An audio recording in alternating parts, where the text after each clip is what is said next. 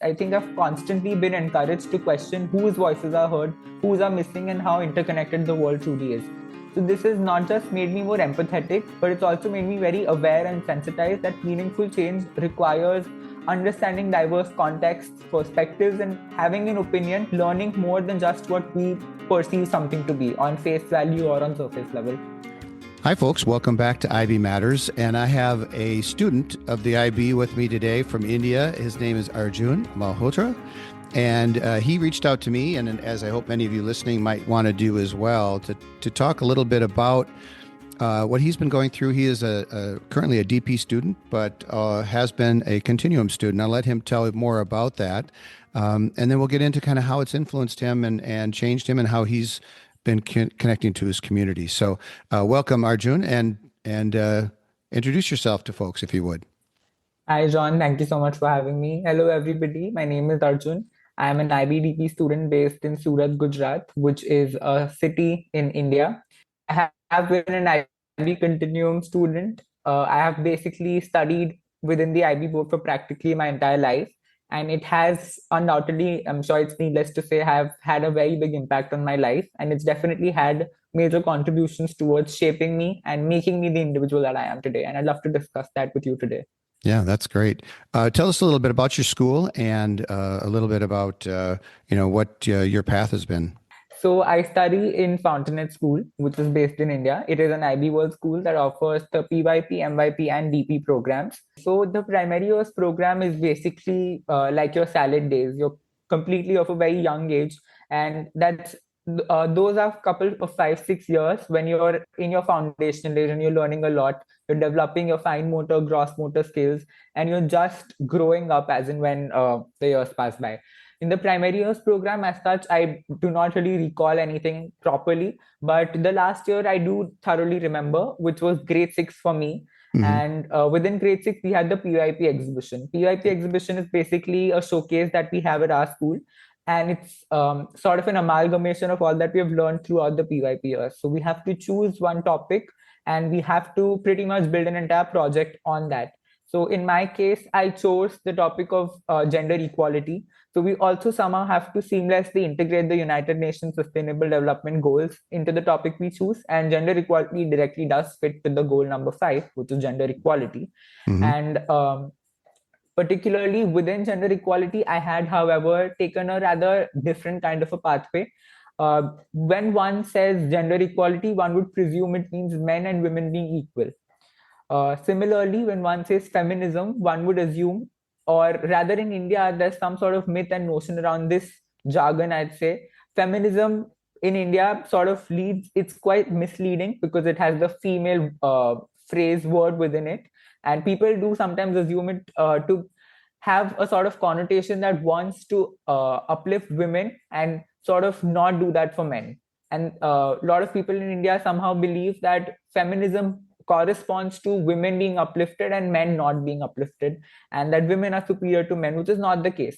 So I wanted to touch upon the topic of how men are also discriminated. We generally talk about the discrimination that females undergo, the injustice that's happened to females. They've not been given rights, they've not been able to vote or even voice their opinion for that matter for years and years. And I wanted to also touch upon how men have also been discriminated, maybe not as equally or not as much, but definitely there's also been discrimination that's happened towards men, be it having the pressure to be the breadwinner of the family or to be the one that earns and runs the household, or also about sexual assault. Really, it's not just women that are sexually harassed or assaulted, but that discrimination is also inflicted on men. So I wanted to touch upon gender equality and discrimination faced by men, and that is what I based my project on. And I was really able to use all the skills that I'd really imbibed and abided by in the PYP program. And I created a presentation when I had to present that in the PYP exhibition. And that really served as a milestone and sort of a conclusion for my PYP years. Mm-hmm. Cool. So now the PYP exhibition, in my experience, uses a teamwork, or there's a group. Did you have a group of both young boys and girls that were in the group with you that shared this work? Yes. So what happens in my school is you're paired with another personnel that's has a similar interest as you or wants to work towards the same topic. So I had this one girl along with me, and we had slightly differing point of views in regards to what we wanted to do and what we wasn't wanted to present. So while we did have the same mentor and supervisor who served as our guiding light and was there with us at every step of the journey, I did work collaboratively with my partner. So since primary research and secondary research is very predominantly taught to us within the IB, we did a lot of those things together. So be it reaching out to people for interviews, getting to know first-hand experiences of people about gender discrimination or how they've been oppressed, suppressed, anything at all, and also be it conducting large-scale surveys, observations, and all of these things. So I did have a person along with me that I was working with. Hmm. Yeah, and so the way you've described the project and your conclusions or the presentation that you came up with, it sounds like did you find yourself with common ground between the two of you, or did you present kind of the same story, or did you show kind of different sides of it? How did that work out? So I think, I mean, as the classic phrase goes and the classic saying goes, every coin has two sides. And that's pretty much what we did as well. So while our common topic and the common ground was gender equality, it had two sides to it. One being discrimination faced by men and by women, respectively. So that is something that we incorporated in our presentation so as to give like a well-rounded understanding and Hmm. approach to all the viewers. Yeah. Another engagement that I'd like to particularly point out. So, while in the phase of researching and also coming up with our arguments, developing our understanding of the topic, one very special sort of activity that both of us indulged in was switching genders for a day. So, that basically meant I lived how a woman would live in India, and my partner lived how a man would live in India. So a woman generally, so of course, I do not want to convey the wrong idea, but Yeah. predominantly here, women majority times, not that they're not given the liberty to go out and do the work that they want to. Oftentimes that is also inflicted on them. They have to mandatorily stay at home because of certain family notions or sort of people enforcing them that on them. And so I basically helped out with household work for a couple of days, so be it cooking, cleaning, running a household for the entire day, and taking care of the family, keeping everything together, as compared to my partner who helped and went to the office, helped out with the administrative work, led and basically spearheaded the operations for a particular day. So that is, again, this is not what happens in every single state of India. And oppression is not very ubiquitous. It's quite limited to certain areas. And since we are a very progressive society, India and the world at large, I think we are seeing certain changes. But this definitely helped understand for the both of us. It gave us an understanding of how women and men respectively live in India and the sort of challenges they go through on a Mhm. day-to-day basis. Yeah, well, sorry, we did not intend to go into a deep dive on that, but what I wanted listeners to hear is just, you were 12 years old approximately when that happened, and so in the PYP, it's getting you to do things that are, beyond normally what a 12-year-old would do, a sixth grader would do, and the IB. Presents you the opportunity to think about those kinds of things and to find ways to express your thoughts at that time. And as things evolve, as you're obviously at that point, you were already well aware of the gender norms in your culture and in your surrounding area. And those are things that IB has, really worked hard to encourage students to do over the years throughout their education. And at that point, your culminating activity, the exhibition of the PYP, gets you on that road. It shows what you've learned so far, and it starts you on a road to continue that journey. So let's go ahead and again, let me go back and just thank you for explaining that to us some more depth than we maybe expected to. Let's talk a little bit more about kind of what else has happened for you over the path. I mean, that's a very key inflection point for you in the PYP, transitioning to the MYP and now the DP. From your perspective, how has the global mindedness and the cultural understanding and things like that been developed in you, overtly by the IB? So I think the IB develops global mindedness, not just by telling us to think globally, but by immersing us in perspectives and stories beyond just our own. So whether it was learning about migration trends in MYP within individuals and society subject, or analyzing global systems in DP global politics, I think I've constantly been encouraged to question whose voices are heard, whose are missing, and how interconnected the world truly is. So this has not just made me more empathetic, but it's also made me very aware and sensitized that meaningful change requires understanding diverse contexts, perspectives, and having an opinion, learning more than just what we perceive something to be on face value or on surface level. So one engagement that is a yearly ritual in our school is a cultural or mother tongue sort of an assembly. So what happens is for that one entire day, we wear clothes that we would wear traditionally at our households, or what our religions really have as deemed to be set attire or clothing. We would speak in that language for the entire day. We would get food and we would share that with each other and have sort of a cultural exchange for the entire day. So I think the IB definitely promotes international mindedness, learning different languages, and also getting to know opinions and sort of empathizing with others, stepping into their shoes, and really thinking of the world as one family. Hmm.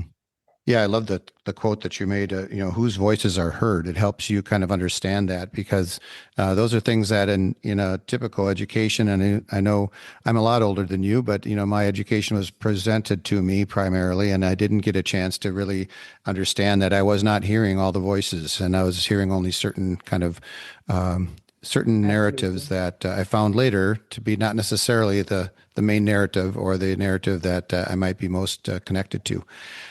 So let's talk a little bit more about that. So you mentioned the fact that there's connections between the different things you learn. We use the word interdisciplinary, of course, that's common. What is how has that affected you, do you think, having those different voices and being able to understand how different subject areas and things connect? Absolutely. So I think IB's interdisciplinary approach has helped me build a lot of balance, both intellectually and emotionally. So learning literature, perhaps alongside economics or some sort of a science, alongside global politics, means that I don't see knowledge in silos. Instead, I think I see connections. So, for instance, how scientific innovations shape societies, how political decisions affect mental health, how storytelling helps build identity, and this blend of academics, creativity, physical activity, and reflection has helped me get a more balanced outlook on learning and life. So, while this is very omnipresent across all programs of the IB, I think we definitely learn about IDU as a dedicated and specific subject in the middle years program, and we also do appear an exam for that. So we do give an assessment for that towards the end of MYP. And what basically happens then is we have any two subjects which are combined, and we learn about one topic through the lenses of both those respective disciplines. So when Hmm. I appeared for the MYP on-screen assessments, which was back in May of 2025, the subjects that we were given were language and literature and integrated sciences, and the topic was basically surrounding and revolving health.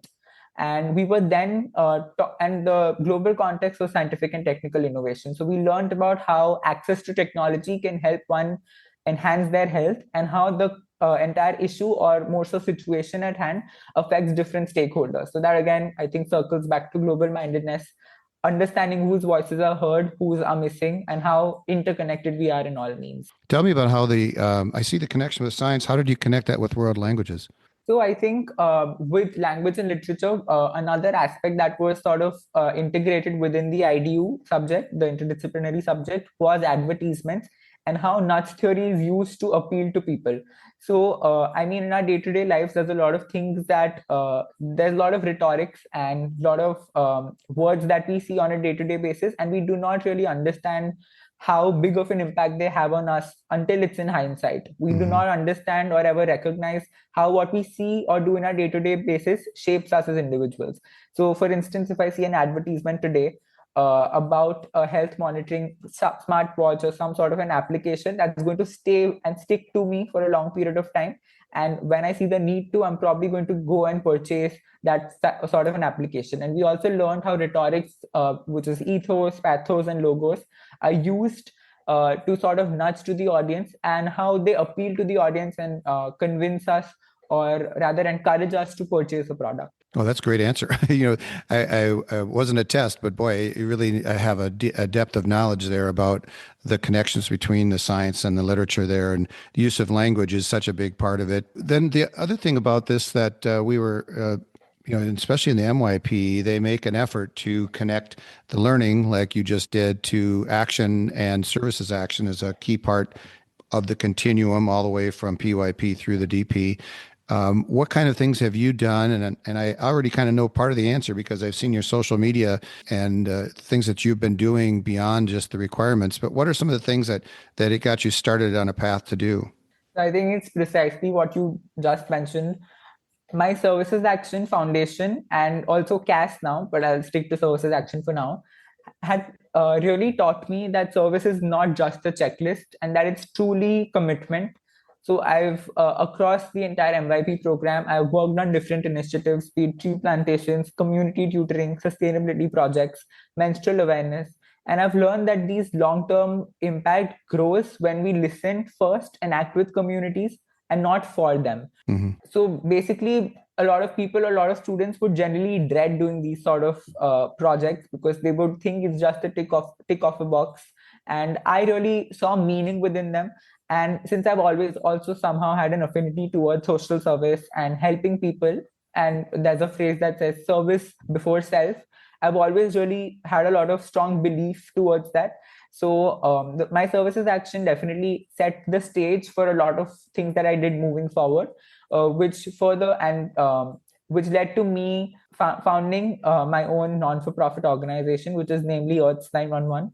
So that works towards three key verticals, which is eudaimonia, which is focused on health and well-being, education, and environmental sustainability. So we do different sort of impactful initiatives under all these three umbrellas, be it adopting government schools and transforming them altogether, be it creating large-scale Miyawaki forests which lead to afforestation, be it conducting large-scale blood donation camps and helping patients of thalassemia. My nonprofit really works on impacting and helping different stratas of society. And I think my MYP services action definitely did guide me in that regard and gave it basically set the stage for a lot of what I continue to do after MYP and even during MYP. Yeah, and just for listeners, not everyone has to do all these things. You don't have to set up a nonprofit, Yeah. but it definitely shows you that with the right inspiration, you can do anything you want to do. But I appreciate your comment about the fact that it's not a checkbox, that, the whole point of kind of building this into education as a continuum thread in the IB is that you kind of have that mindset. And so, if you happen to have the mindset to, maybe you're just helping a neighbor, maybe you're just finding yourself a chance to, volunteer and be one of the people that helps other people that are leading it.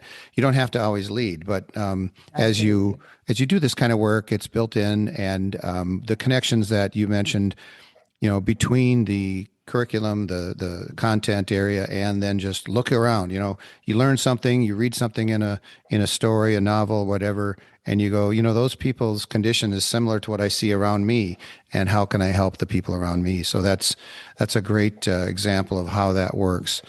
And so that also points out something that is also a part of the continuum, and that is just building your confidence to do things. The word that's used in education these days is agency, that the students should be given a chance to be ready to go, or to think that they can, basically. And how has that worked for you? And how do you feel that you've been encouraged to develop your own personal agency? So I think student agency and ownership is something that's always been instilled within me ever since I was of a tender age. And I think IB gives space for real student agency. And I think I have utmost regard and gratitude to the IB program for that, because it's taught me how to have a perspective of my own and how to always be able to not just articulate it, but voice it openly and freely, and always feeling as if I have the opportunity to do whatever I want to be able to give back to the society, to express how I feel, and basically to understand the fact that the world is my oyster. Hmm. I have had opportunities to lead discussions, to drive collaborative projects, initiate a lot of service efforts, and also shape my learning pathways, which is quite potent and prominent in the diploma program, since I get to consciously choose the subjects that I want to pursue, not just within those 2 years, but also for my university. So agency here means my voice matters, my ideas get the opportunity to evolve into action, and then learning becomes something that I own and something that's not just happening to me or I have to do it. So, and again, I also want to just give credit to your family, because as I hear you talk, and I'm sure any listeners are listening going, Okay, so this we know that IB didn't start with a piece of clay. They started with, a young man who's got good support systems, and apparently your parents are encouraging you in a way that allows you to, have this agency and to, to consider the world to be, world is your oyster, as you said. Do you want to talk a little bit about that support that you have beside the school? Definitely. I think my parents have always been very supportive of what I wanted to do. They've always encouraged me and pushed me towards a field that I want to pivot in. And they've always sort of guided me with all the wisdom that they have developed over all the years. And they've always helped me understand that they're always here for me and they're always here to support me, encourage me to do all that I want to. And they've always sort of given me center stage and have let me do what I want to do along with their support. So yeah, utmost respect and gratitude to them. Mhm. Well, that's good. I wanted to make sure if they listen to this that they know that they're getting some credit too. All Yeah, right, awesome. Let's do a little deep dive. For those that are listening that are familiar with the IB, there are a lot of there's a framework. That's what we call it, is a framework. That's why it works in 160 different countries. It's not a curriculum, but one of the key roles of the framework or key parts of the framework is something called the approaches to learning. And you mentioned in the outline that we're sharing that you wanted to talk a little bit about that and how that has been developed in you. And those that are listening and are familiar with the ATLs, the approaches to learning, know that it's a key set of skills that go beyond IB and go beyond the schoolwork and hopefully are developed for your entire life. So why don't you talk a little bit about what you wanted to say there? absolutely. So I think ATL skills, which are approaches to learning, for a lot of students and for a lot of people who must be listening, I want them to know that these aren't just academic buzzwords. They are life skills that I actively use on a day-to-day basis.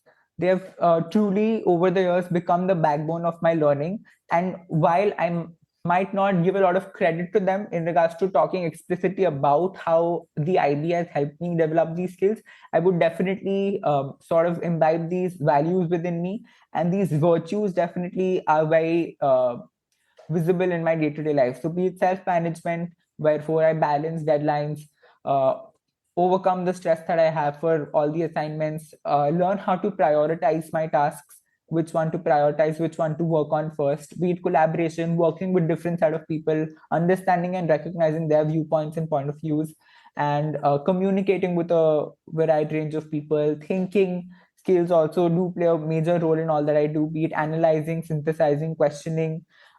These things are not just done in assessments or within the IB framework, but you'll definitely see yourself implementing and executing these skills outside your academic life as well.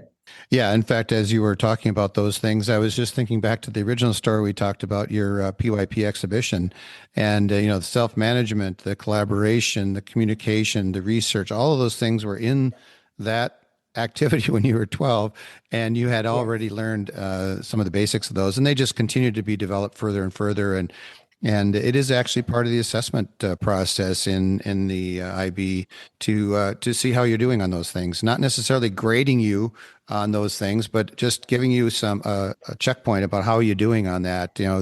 How is your communication? How what kind of skills are you developing and research and so on. So, yeah, I'm glad you asked to talk a little bit about those things because those are part of the nuts and bolts and the underpinning, the DNA, if you will, of the IB framework. We've got a lot of things that we can talk about, but I wanted to make sure we have plenty. One thing came up while you were talking earlier. You are now a DP student.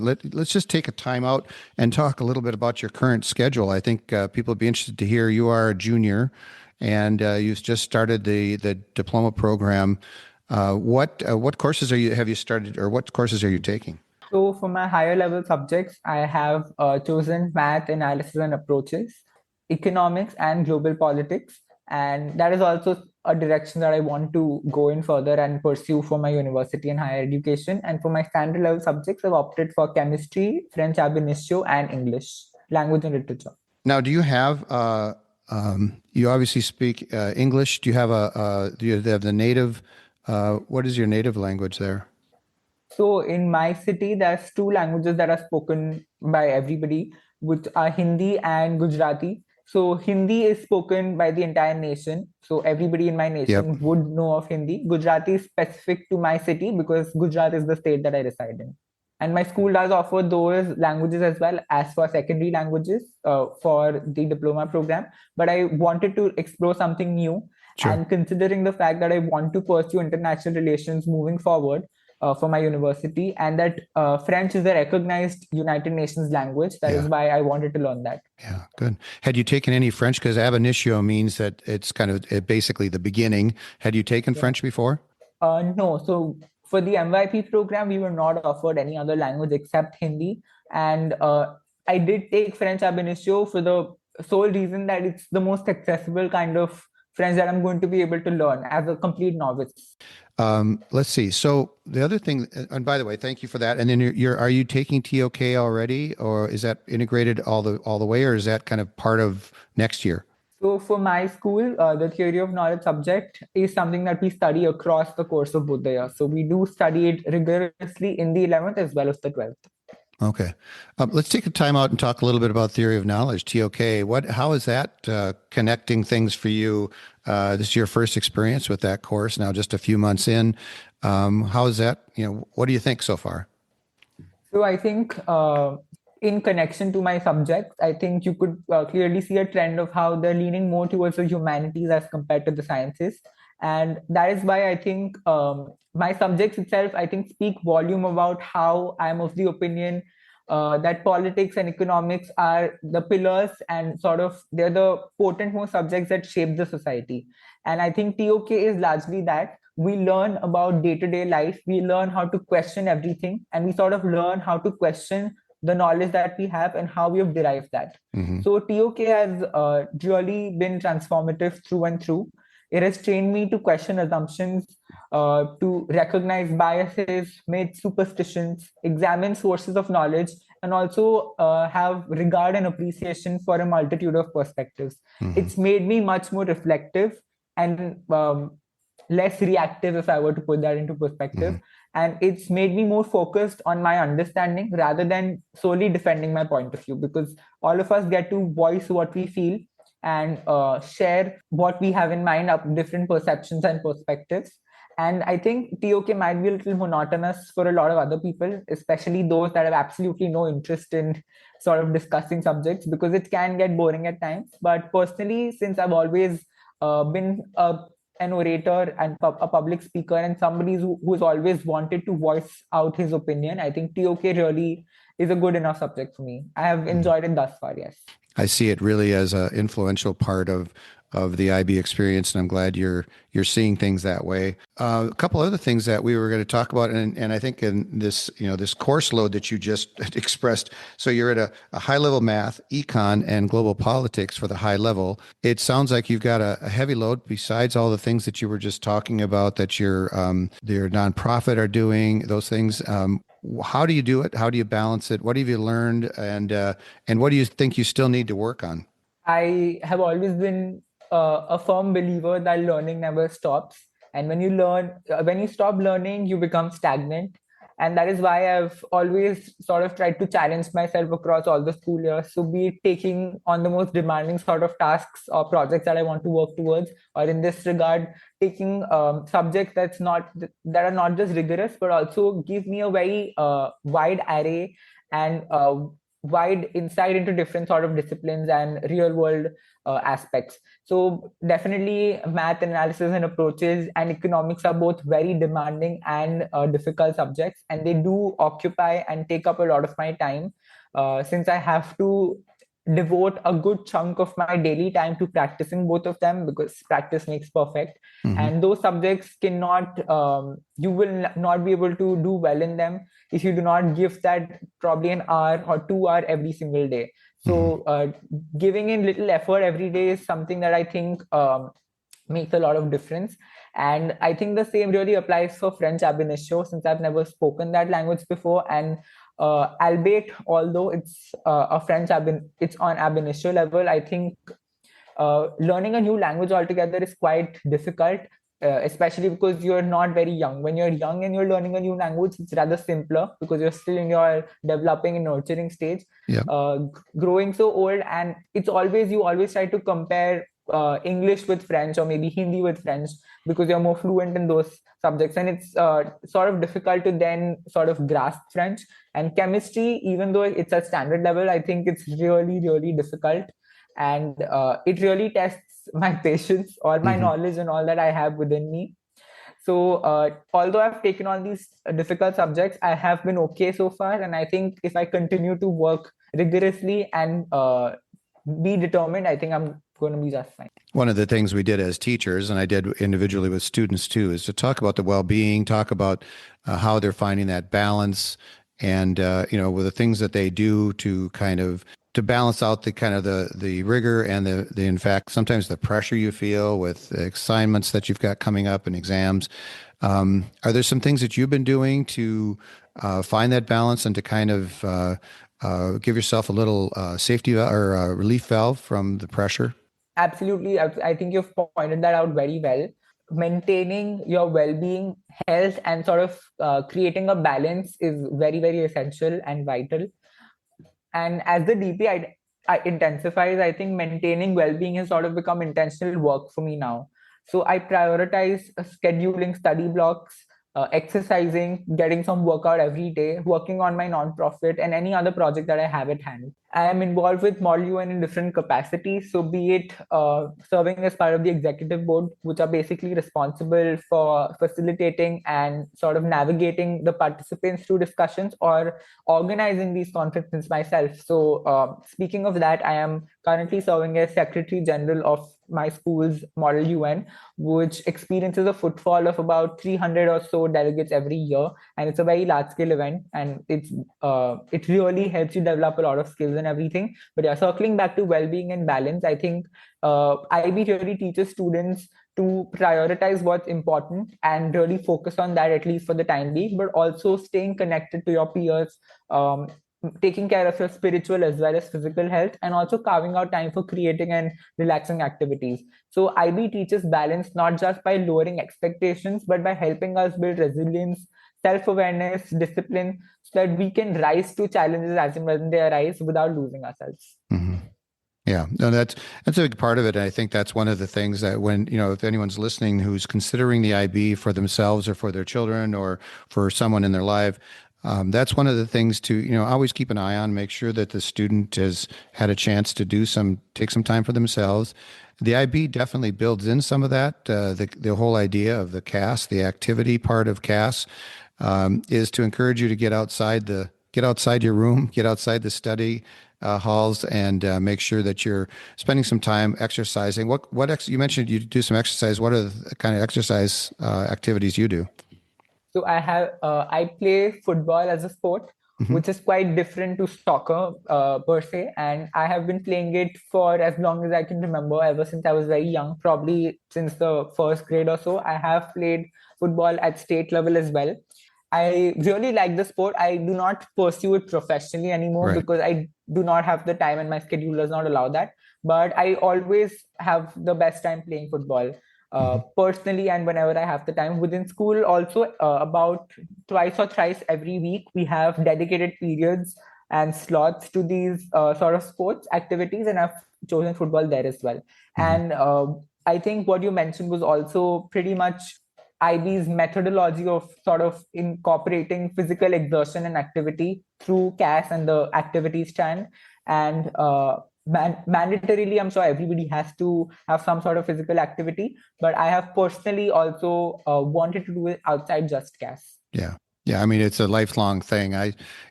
Again, as I mentioned earlier, I have a grandson your age, so I'm quite a bit older. But I do still, participate in those kind of activities, and those are lifelong things to keep you healthy. And I think mentally, it's really good for you to get out and be away from the interiors, the work that you do in schools, and just being outdoors in general. Those are great activities for your well-being and for your health. So yeah, I'm sure Definitely. it pays dividends in your academics then as well. One more thing I wanted to mention or talk about was the research side. Have you started your extended essay, or do you have an idea of what extended essay you might be working on? We have not yet started with the extended essay. Not just that, let alone we have not even been briefed about the extended essay. I think Yeah. we're still quite early on. in the DP program. I think we're going to be briefed about it next month or so, but I do have a good enough understanding about the entire essay. And I think it's not just the extended essay, but also research is a very pivotal part of the entire IB program. And that is Yep. also something that you carry on with you from your PY years up until and through DP. So be it the e-portfolio, the personal project, or the extended essay now for me, they've definitely strengthened my research foundation. And I've learned to move beyond just surface level answers and really dig into credible sources, methodology, analysis. So inquiry and research aren't just about a learning method anymore. It's more of a mindset. Curiosity drives me now, and I think I feel quite comfortable not knowing something because it means I get to discover it, and it's something new that I can learn about. Hmm. And as for the extended essay specifically, I think I would probably lean towards taking it and writing my extended essay either for global politics or economics, because those are particular subjects that I'm interested in. And I think when you're interested in something, your thoughts will naturally flow, and Oh, I'll yeah. be able to do best in them. Yeah, I'm sure you won't have any trouble finding some really rich vein of research there in those areas, global politics in particular. Yeah, that's great. So, yeah, I know most schools at this point in your career, you wouldn't be starting the extended essay yet. I know in our school, we used to introduce it after the new year, in their junior year, and then they would spend that spring developing their research question, working with their mentor, and then over the summer and the next fall, write it, research it, write it, and turn it in somewhere around the new year of their senior year. So, but the project it varies in different places. So I thought I would ask, and we wanted to talk a little bit about research. I love the fact you have gone. We've covered a lot of ground. And I don't want to take too much of your time on this, but I think I just want you to, if you would, just take a little time to reflect on kind of where you are now and where do you think you'll end up, or where are you planning to go with this background? Do you think it'll continue in the same area, or do you just feel like you're growing a skill set and you don't know where you'll end up? I think the IB really prepares you for the real world.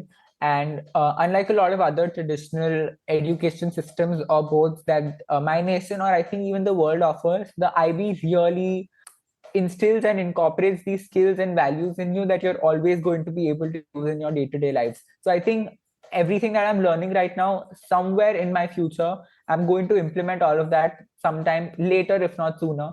And I don't think anything that I'm learning right now is not going to be useful to me in the future. And I think I'm standing at the edge of deeper academic challenges right now, but I'm also sort of shaping my identity and goals. I do have a direction I want to head in, and I'm quite clear about that at this point in time. And I think the IB is really preparing me for that. IB, given the rigor of the entire program and how well rounded it is, it's definitely very well preparing me for university. Hmm. And it's helping me thinking independently, learning to build a life that I love. And also, it's sort of giving me the ability to preserve through unfamiliar situations and tasks and balance it all out.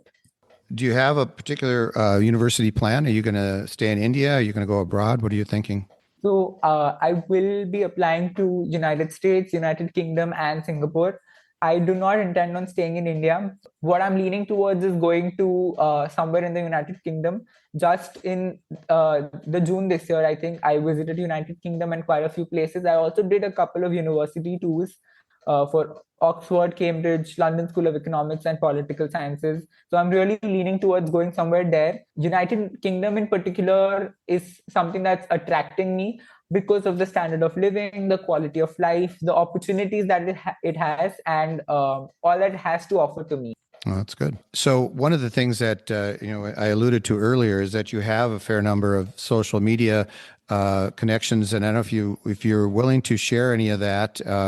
Please put those links. You and I are sharing a document here, and if you have links that you'd be willing to share, I'll put them in the show notes so that listeners can check those out. In particular, some of the things that you're doing with your volunteer work and your nonprofit. I think people would be interested to see that if you're willing to share that. This does get heard around the world. We've been heard in 180 countries, believe it or not. So you're going to see, hopefully, hear from people around the world that are listening to this. So again, I want to thank you, Arjun, for sharing your story and your impressions of the IB and your experience in it. Maybe next year we can get together and we'll hear how things are going. I have another student that I'm going to check in with soon that I've been talking to for a couple of years, and I'd love to follow up with you in DP year 2 and see how it's been going. Absolutely. Thank you so much for having me, John, and I'll be sure to put in the links in the document by the end of today, most likely. Well, that sounds great. Good luck to you for the rest of the school year. Thank you so much. Right back at you. Thanks for listening. Please check out the podcast notes for links to Arjun's social media and nonprofit organization called Earth's 9/11. I watched several of the videos there, and I think you'll enjoy the content provided. Please note we're beginning to move our social media away from Twitter, X that is, and toward our Instagram and LinkedIn identities. You'll find those in the show notes. We now have over 130 IB Matters episodes covering a wide range of subjects. To help you find topics of interest to you, use our podcast webpage linked in the notes. There's also a link in the notes to directly text us with comments, suggestions, or to let me know that you'd like to appear on future episodes of IB Matters. Find all our episodes wherever you get your podcasts and hit subscribe so you don't miss any future programs. Please help spread the word about IB by liking, sharing, and reviewing the IB Matters links in your own feeds and social networks. Now in our 7th year, we've been heard in almost 180 countries, a testament to the global reach of the IB.